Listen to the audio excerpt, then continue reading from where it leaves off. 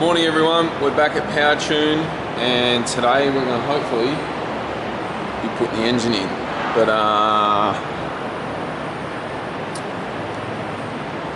one thing that I do want to show you is what happened to the dry sump pump when the engine let go. You got Rob here. Morning Rob. Good morning mate. G'day everyone. Rob's actually fixing the dry sump pump for me. Yeah, where are the damaged gears? These ones here. Oh, there you go. So you can see it's taken a chunk out of there. Obviously a chunk of metal's just got stuck in it and locked it up. Yeah, well, a chunk of something's gone in there and chipped the teeth, and it wouldn't be bearing, it'd have to be something pretty solid to chip those teeth. Yeah. So all the other ones looked alright? That's obviously... fine, that's the housing. Yeah. So it scratched it all. Oh shit. So we put a new housing on it, new gears. Yep. Luckily it was only the one that damaged, the others are still good. Yep. So it was a... Far out. So that's pretty normal for like a... For an engine explosion, yes. Yeah. For rod failure, very common. You have a bearing failure, it's not too bad. Yeah. Because the bearing's a lot softer than the rod, obviously. So it doesn't damage it. Cool. So these are all the other gears that were in there. And obviously they've marked them to say what housing they come from. Yeah, right. Cool. So while Rob's doing that, I've got to start getting the flywheel and clutch and everything on the car. I'll show you what's going on there because I've got the direct clutch again. So talking to the guys there, you guys would have known that I used to run that clutch for the first couple of years in this car until I went to the Mantic one. But what I'll do, we'll cut straight to it because I need to unbox it. I haven't even looked at the clutch yet either. But yeah, they pretty much just made it look brand new again.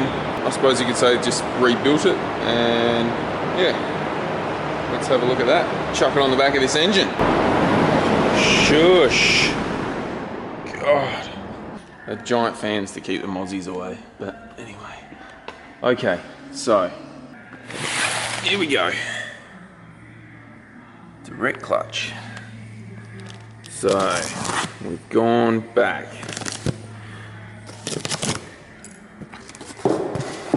Whee! Cheers, fellas.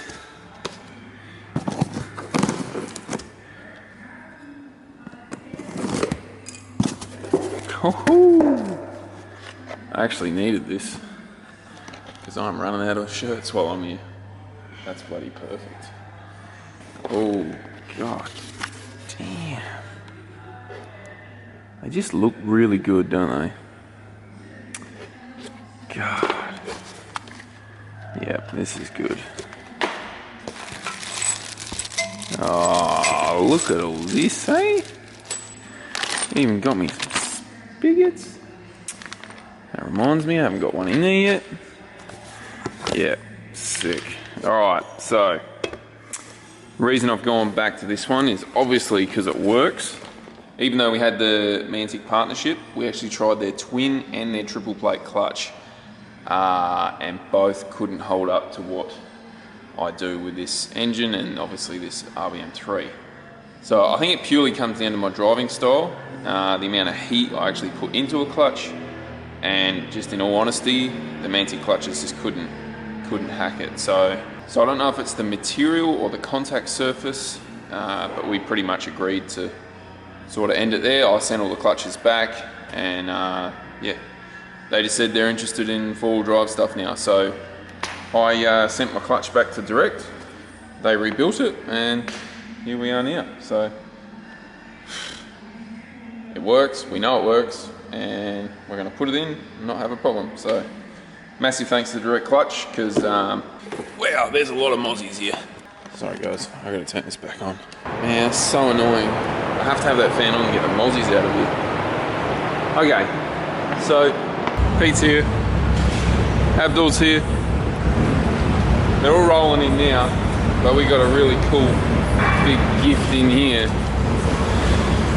What could it be? Come on. Ta-da! Brand new G-Force.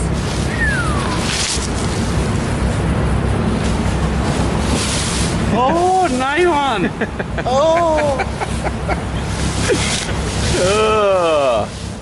Oh, we might be in luck. Guys, quick update. Dry sump pumps on, turbos on, still got to adjust that. We're doing a bit of work with the flywheel and the dowel because dowel is a must. So, just waiting for Pete next door to get back, and I'm going to get him to machine up a new dowel for me. And I've got inlet manifold gasket now, so I'm going to put inlet on. And yeah, things are moving along, but I'm not filming it. I'm doing a time lapse, so sorry about that. Hope you guys don't mind. I've really got to keep cracking. Right, inlet manifolds on, guys. I've got alternator, power steering pump. What else have I got to put on? Just some more wiring, and then I'm going to put the engine. Actually, no, I've got to put the whole flywheel, clutch, gearbox on before I can go in the engine bay here. So I'll just take this front bit off, the whole bash, or yeah, rad support I suppose you could call it. I'll rip all that off, and then yeah, be ready to go. But just so you guys know, me and Chia are going to show you guys everything about my dream car here that I don't own yet. One day I will. Oh man, I can't freaking wait for that. That's going to be a separate video. It's going to be so good. Quick update. Things got a little bit out of hand, but the direct clutch is now on there. Now, I didn't really explain before, guys, but this was the one that survived the input shaft braking with the old gearbox, the sequential I used to run. So direct clutch simply rebuilt it. That's what I meant by when I sent it back to them. They put new plates in, and yeah, just made sure it's all good to go. So that's now on. We had to do a few little things differently, hence why it's taken a little day for me to get to this point. Made a nice little inspection hole on my new bell housing, and also hopefully going to be able to run both lines through there. So now I'm going to put the gearbox on pretty much, and then it is ready to go in. So the next thing to do was to fit this fancy little adapter plate that Direct Clutch made me, so I can run my hydraulic slave. So that sits in there like that, but they even told me that the threads won't be right because the G-force will be American, and sure enough they're wrong. So now I've got to try and find some of these, but it's past 5 o'clock and that is not going to happen now until tomorrow. God damn it. And that is literally the only thing holding me up. While I'm stuck with what I'm doing, we're going to go see what Rob's up to. What are you up to, Rob? Just wiring in this Motec PDM, Motec M130 and C127 dash. Yeah, right. Oh, you already got the dash in there? Yeah, these pretty ready to go.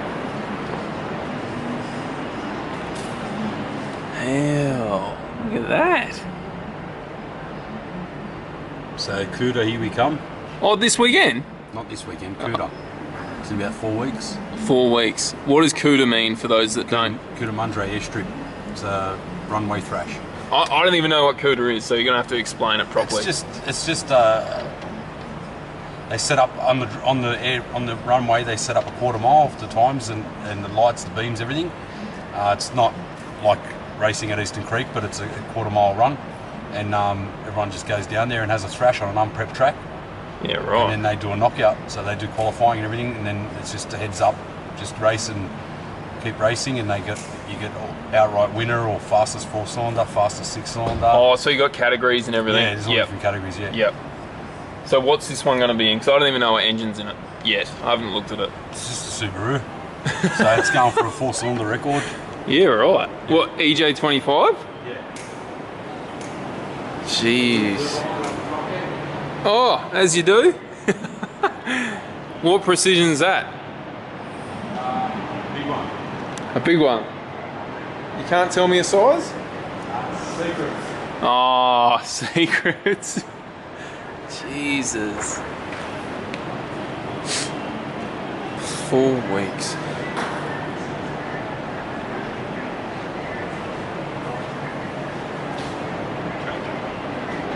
So I don't know what else they got going at Cuda. I suppose it's like a drag challenge. I'm sure there'll be heaps more cars going there that, you know, PowerTune have built.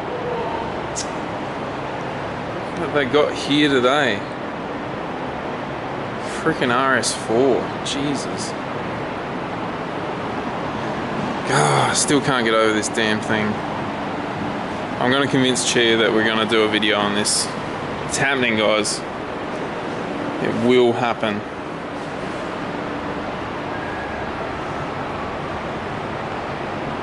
It's freaking incredible.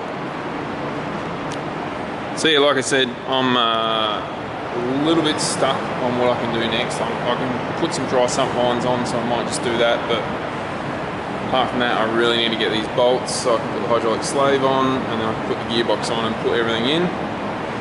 But there's a few little things I'm going to test just to make sure they're good to go. So I'm just going to keep plodding along, I think. Alright guys, I'm calling it a night. I've got to go get those bolts in the morning. That's literally what's holding me up. Test fitted the new cooler fan setup, and I pretty much just got to wait for the engine to be in. So yeah, I'm gonna go try and get a good night's sleep, because it's probably 8:30 now, but yeah, we'll get a decent sleep, and then yeah, should be running tomorrow. So thanks for watching, and we'll be back tomorrow. See you guys.